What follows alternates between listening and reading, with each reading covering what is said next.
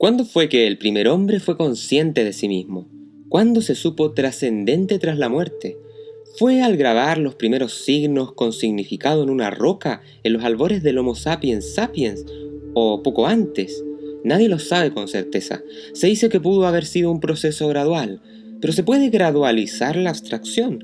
¿Se puede gradualizar el pensamiento abstracto? ¿No son acaso pensamientos absolutos sobre algo que llega de inmediato y se nos presenta frente a nosotros?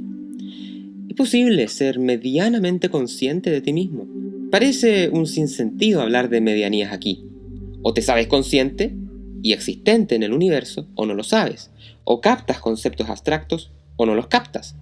Son preguntas que suscitan enormes debates en la filosofía de la mente, en la antropología filosófica y en las ciencias de la evolución. No han sido pocos los suscriptores de este canal que han planteado cosas muy interesantes al respecto en los comentarios frente al tema, cuando ha aparecido en distintos episodios.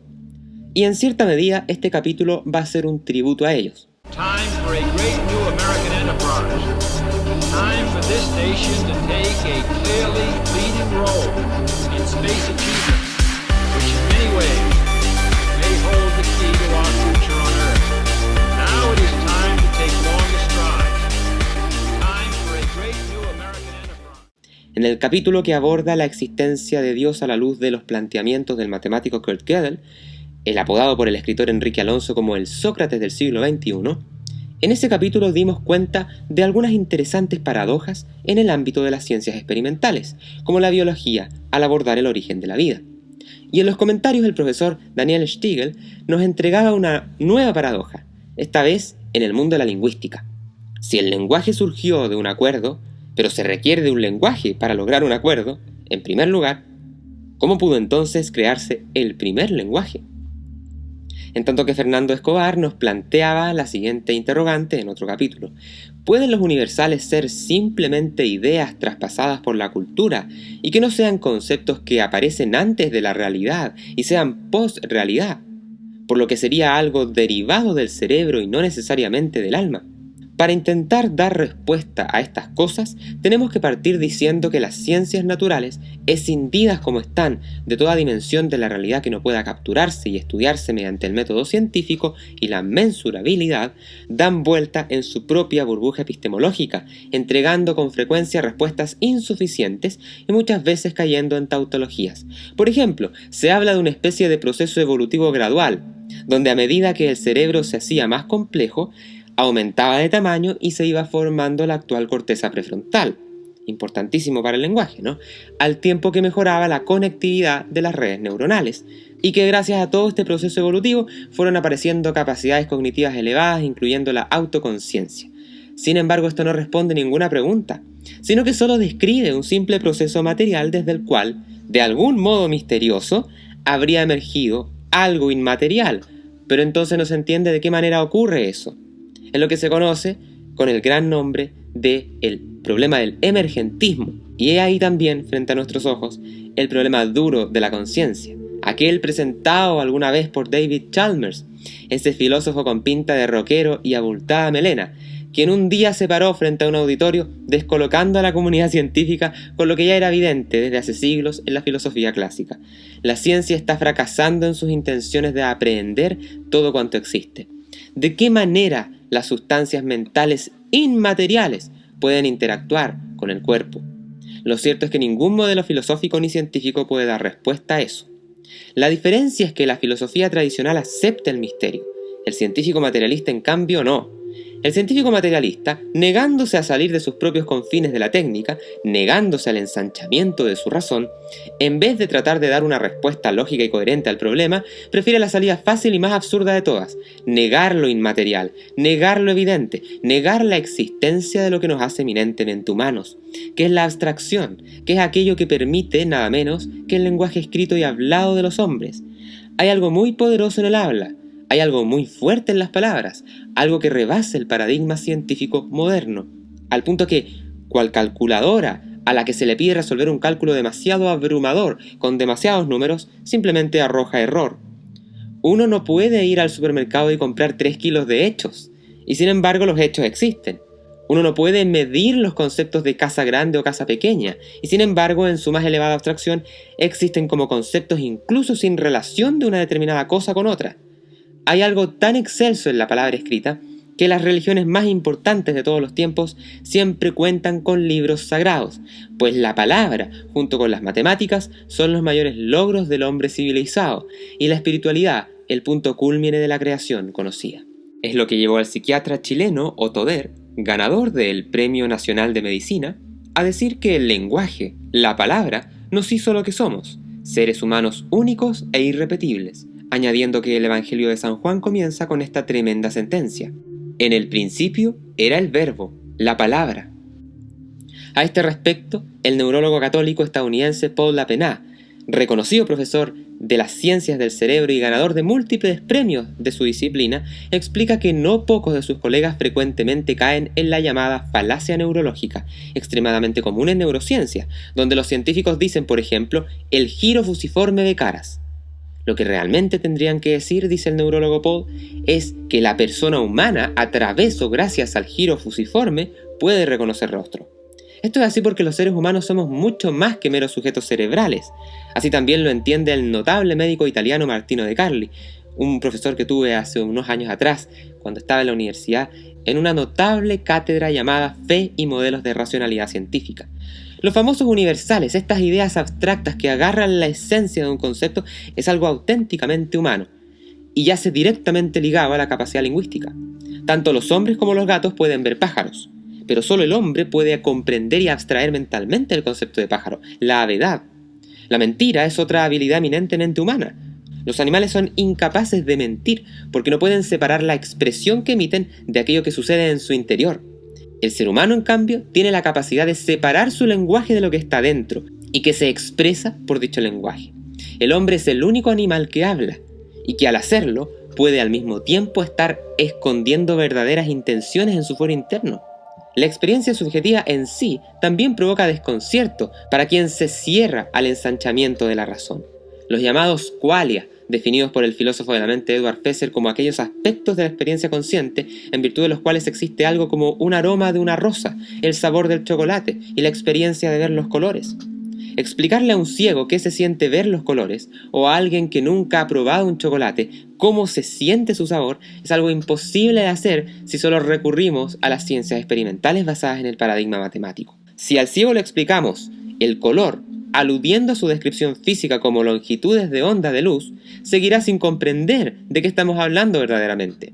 Lo mismo pasa si describimos paso a paso con lujo de detalles el proceso biológico del sabor del chocolate. Te invitamos a que te unas como miembro de nuestro canal de YouTube y así obtener las siguientes ventajas exclusivas. 1. Acceso a todas las clases del curso Astronomía en J.R.R. Tolkien. 2. Acceso a PFW Premium en nuestra página web, en donde encontrarán clases magistrales, análisis de libros y todos los apéndices de nuestros cursos virtuales. Se trata de nuestra biblioteca digital secreta, un espacio creado para nuestros usuarios de cursos virtuales en Udemy, que ahora se extiende como beneficio a los miembros del canal. También obtendrás acceso anticipado a las columnas de opinión, capítulos de Books and Films y de Reivindicando la Historia. Los esperamos. PFW nos une la ciencia, nos apasiona el conocimiento. ¿Quieres obtener una mirada amplia y sistematizada del fenómeno del libre albedrío y la naturaleza de la conciencia? Inscríbete en nuestro curso Libertad, Determinismo y Conciencia, en donde hallarás explicado con peras y manzanas la visión de estos problemas desde el punto de vista de las ciencias experimentales, la filosofía, la teología e incluso te enterarás de un análisis de obras literarias que han abordado excelsamente el gran misterio de la libertad y la conciencia humana, tanto en la literatura como en el cine. Reivindicando la Historia es un programa que explora la fascinante relación entre la historia natural y la historia del hombre, a partir de una aproximación desde la Big History, una disciplina en construcción que busca acercar las ciencias con las humanidades. Contribuye a su producción haciendo una donación única que puedes hacer desde aproximadamente $1 a través de nuestro portal en Flow. De todos modos, podrás donar cuantas veces quieras. Es fácil, rápido y seguro. Tu aporte es esencial para su vigencia y tu nombre aparecerá en los créditos de cada capítulo como señal de agradecimiento. PFW nos une la ciencia, nos apasiona el conocimiento. Abstracción, universales, subjetividad. Dimensiones tan reales como al mismo tiempo inefables para la ciencia moderna. Así, el neurólogo Paul admite que aparte de la actividad neuronal y la actividad neuroanatómica, estudiables por la ciencia, existen dos cuestiones metafísicas que se le escapan. Una son los pensamientos que comunicamos junto al significado de los mismos. Y por otra parte, nuestras más profundas intenciones. Desde la perspectiva atomista, el proceso de abstracción y reconocimiento de universales puede de hecho resolver la paradoja del lenguaje, la gran paradoja de requerir un acuerdo previo para formar el primer lenguaje, toda vez que nos permite explicar cómo los humanos comenzaron a conceptualizar y comunicar significados, sin de hecho un acuerdo formal previo. Los universales, siendo reconocidos y abstraídos de la experiencia sensorial, habrían permitido la formación de conceptos comunes que pudieran ser comunicados en el hombre primitivo a través de los sonidos y gestos. Este enfoque filosófico tradicional, olvidado por tantas universidades hoy en día, proporciona una comprensión de cómo el lenguaje pudo haber emergido de manera natural y gradual a partir de la interacción humana y la experiencia compartida. Pero si bien la filosofía en este caso sirve para complementar lo que la ciencia nos puede ofrecer, todavía se queda corta en algunos puntos. Uno de esos puntos que sigue siendo problemático es el llamado problema de la interacción. Decíamos ya que David Chalmers hacía la pregunta imposible de contestar: ¿de qué manera las sustancias mentales inmateriales pueden interactuar con el cuerpo? El sistema ilemórfico de Santo Tomás, que ya conocerán de episodios y columnas anteriores en este canal, postula que el cuerpo y alma forman una sola sustancia, donde el cuerpo es la causa material y el alma la causa formal, que dota al hombre de intelecto y voluntad. Pero lo que hace Santo Tomás para resolverlo es notable, porque a diferencia del materialista, que se niega a aceptar lo evidente, éste ensancha su razón y se permite recurrir a la filosofía metafísica para modelar, a partir de Aristóteles, su sistema antropológico. Pero no contento con eso, se pega un segundo ensanchamiento de razón, esta vez a lo más elevado que el hombre puede acudir para intentar comprender la realidad, que es la teología. Solo que en este caso acude a la teología racional, a la filosofía de lo divino, más que a la teología revelada. Es así que en el contexto del ilemorfismo tomista y la filosofía de la mente, la idea de que Dios infunde el alma en el cuerpo proporciona una explicación metafísica que complementa la discusión sobre la emergencia de propiedades mentales a partir de procesos materiales. Al entender que el alma es infundida por Dios, se supera el desafío de explicar cómo propiedades inmateriales emergen de procesos materiales. La conciencia, el pensamiento abstracto y otras capacidades mentales son las manifestaciones de esta unión sustancial alma-cuerpo facilitada por el acto creador divino. Pero como diría el profesor Cristóbal Orrego, citado por otro suscriptor, llamado Pablo Martínez, esta es una idea eminentemente tomista, y no aristotélica, pues si bien Tomás se apoyó en el sabio griego, fue mucho más claro en su razonamiento, una demostración rigurosa y eminentemente filosófica, no solo de revelación divina, con la que también por cierto se llega a lo mismo. Para ser coherentes con el reconocimiento de la inmaterialidad de ciertas cosas en la naturaleza, como ocurre con el alma humana, luego viene otra pregunta irremediable. Nos referimos al origen del alma. Platón, siendo dualista, pensaba que las almas tenían que preexistir al cuerpo. No pueden proceder del cuerpo porque la materia no puede causar algo superior a ella. Aristóteles, que ya no es dualista, sino que piensa en la unidad del cuerpo-alma como materia y forma, el famoso ilemorfismo recuperado por Aquino, se da cuenta de que el intelecto tiene que venir desde fuera del hombre y ser superior a la materia. Queda entonces que solo sea algo divino, aquella propiedad que emerge del alma, porque lo propio de la dignidad es la espiritualidad, la contemplación intelectual de la verdad. Esa idea tan bonita que actualmente se ha perdido en Occidente, que podemos llegar a la verdad. Volvamos a creer en la verdad. El asunto es que Aristóteles nos deja en la oscuridad. No puede responder al cómo es que ha llegado a existir este intelecto en nosotros. Esta alma intelectiva, que es aquello por lo que vivimos, sentimos y razonamos primaria y radicalmente. Tuvo que aparecer el cristianismo para terminar de moldear la vasija del pensamiento. Pero esa respuesta no es lo que alguien podría llamar un acudimiento al trillado recurso del dios de los agujeros, empleado tantas veces para rellenar aquellos misterios que las ciencias naturales no pueden todavía entender. En su tiempo se dijo, por ejemplo, que no pudiendo comprender de qué manera los planetas se movían en el espacio, bueno, pues Dios era quien los movía. En cosmología astronómica ha habido cierta tentación hoy en día, por ejemplo, de tratar de esgrimir razones relacionadas a Dios en el principio del Big Bang, que Dios habría encendido una primera chispa, cerrándose entonces desde la religión a la posibilidad de un universo bucle o rebotante, algo que es postulable, por cierto, desde la ciencia moderna. Y eso es porque se minimiza a Dios como una entidad que no es externa al sistema, sino que está dentro del mismo, en el principio del mismo. Con respecto al origen de la vida pasa algo similar. Recurrir a Dios no es buena idea porque todavía es posible que la vida, aunque sea un tremendo misterio, tenga una explicación científica. Pero con respecto a la abstracción, con respecto al lenguaje y a la autoconciencia de saberse inmortal, no pasa lo mismo. ¿Y por qué no? Porque estas cuestiones son de por sí de naturaleza inmaterial, de por sí demasiado excelsas para el método científico. A mayor abundamiento, al considerar la infusión del alma por Dios, se invita a un profundo diálogo interdisciplinario entre la filosofía, la teología y las ciencias naturales.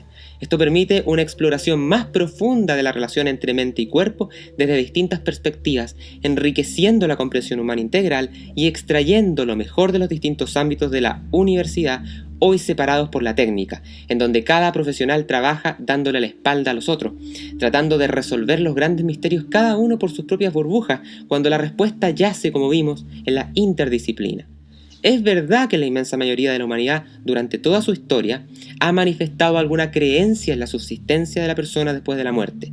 Una de las formas de reconocer que unos restos de seres vivos, quizá de hace cientos de miles de años, pertenecen a seres que ya eran humanos y no a simples homínidos, todavía irracionales, es el enterramiento de los muertos, con cierta forma de creencia en el más allá, como por ejemplo dejarles vasijas con alimentos, rendirles alguna manera de culto, memoria o veneración.